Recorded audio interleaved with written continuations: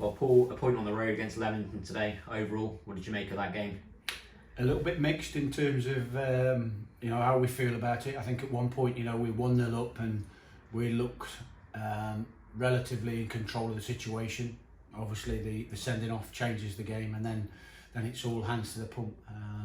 And even towards the end, we've kept hold of the ball a little bit a bit better, which has enabled it to take the sting out of the game. So there's some pleasing aspects, but it's difficult. Jobs for the referee, I understand that, but there are times when you feel a little bit aggrieved by some of the decisions. But like I say, we have to accept it, and we have to move on. Talk about some of the decisions. Do you think perhaps it should have been a red card for Leamington captain as well when he's gone in on Reese? Yeah, I mean, obviously it's like I said, you can't you can't sort of say too much with regard to the decisions that the referee makes. At the end of the day, he has to do what he feels is right on the day, and he felt that it wasn't, and that Liam's was a double yellow in the end. So we just have to deal with that. We have to move on, and it's more about us and our performance and how we play and what we do. The challenge on Reese forced him to go off. Have we got any update on Reese at all? Yeah, no, he's not in great shape in respect of how he looks. Because obviously it was a blow to the head.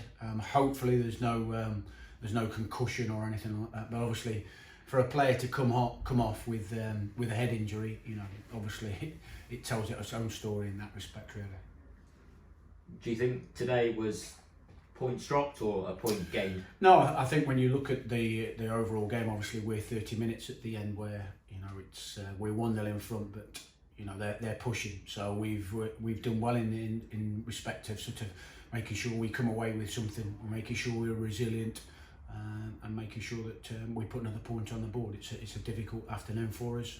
We've had to deal with the sending off, and things could have gone against us. Obviously, you're still without a few key personnel. Obviously, Mackler and Bird and Mentor. They've got an update on timescale for those two.